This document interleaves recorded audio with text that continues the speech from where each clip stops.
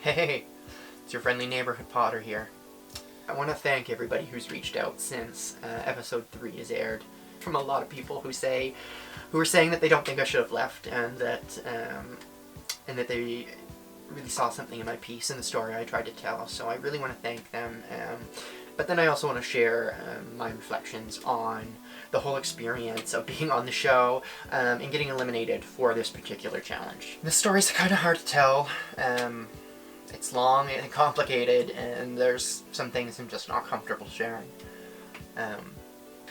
I need to share a little bit about my backstory in pottery and ceramics for any of it to make sense. For a long time, I couldn't find anything to give me direction in life, to give me goals. But then I found pottery thanks to a friend, and that whole world was so inviting, and it was exciting to me both for the community aspect of pottery, where we share and we work together, but I also like the personal and introspective part of pottery too. You can get into this wonderful flow state where our time seems to just meld with the clay, and so do you. You sort of become this clay person. Anyways, it's kind of silly. But I fell in love with clay, to say the least. And pottery is actually a craft where you learn to be able to maximize what you can get with very little available to you. So for me, with very little resources available, pottery was still something that I could go wild and crazy in. I did really well for myself for where I was at and what I started with. I was going into this with no family financial support or infrastructure, and I found ways to make it work even though it was a struggle. I had stores all over Atlantic Canada and Canada-wide selling my work, but I ended up getting into a relationship and business partnership, and it was just a super unhealthy environment. Very quickly I realized I was sort of trapped. So weird to talk about. I put everything from my business into it, but I had to leave there with absolutely nothing. I didn't have the sort of freedom and control that I would need to have to be able to, function as an artist or even as a person. I had to step away from the pottery world, and just to support myself, I had to get work in the hotel industry. I was ashamed. I was really ashamed, and I had felt like a failure. Was no longer able to produce at all, not able to fulfill orders, and I didn't know how to respond to that. I felt really vulnerable at that point in time. I had to make a hard decision. I stepped away completely from the pottery world, and I stopped communicating with my fans, and I stopped communicating with my stores and galleries, which I've been looking back on, I don't think was the right decision.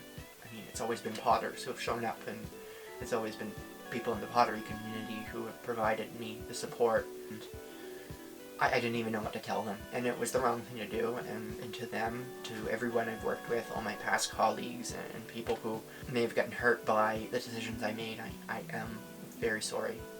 I hope I can move forward with lessons learned from those experiences and not make those mistakes again.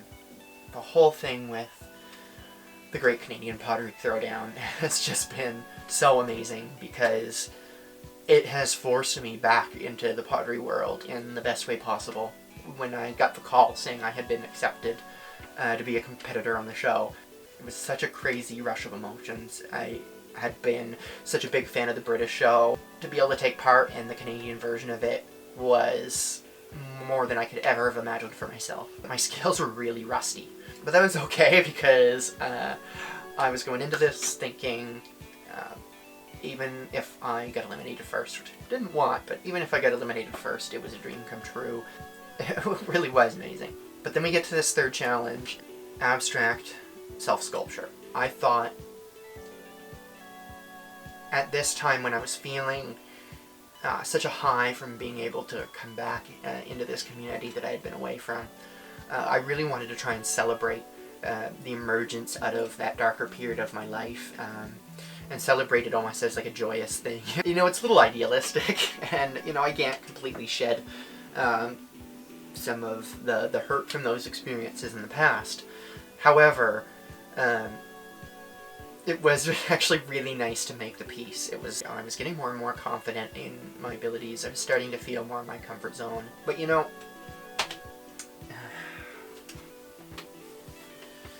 art is subjective, and TV is a whole other world. So when we get to the judging stage, and I get eliminated for this piece, am I sad that I had to go? Yes. But I realized that this is TV, and I really respect the judges on the show. There's nothing I can say other than thank you for the opportunity and for helping me grow and step back into this world. Do I wish I could have said a little more and shown you a little more? Yes, I do.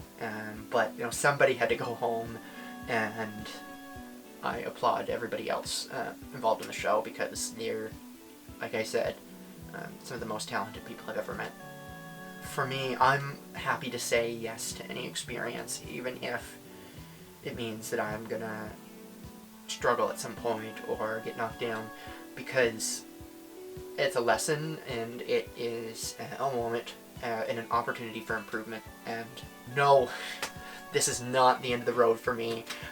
Really, it just feels like a whole new beginning, and I've got some really big things in the works, and I'm really, really, really excited to share them with you. But for now, I'm keeping everything a little tight-lipped, and but more information will be coming soon, so stay tuned.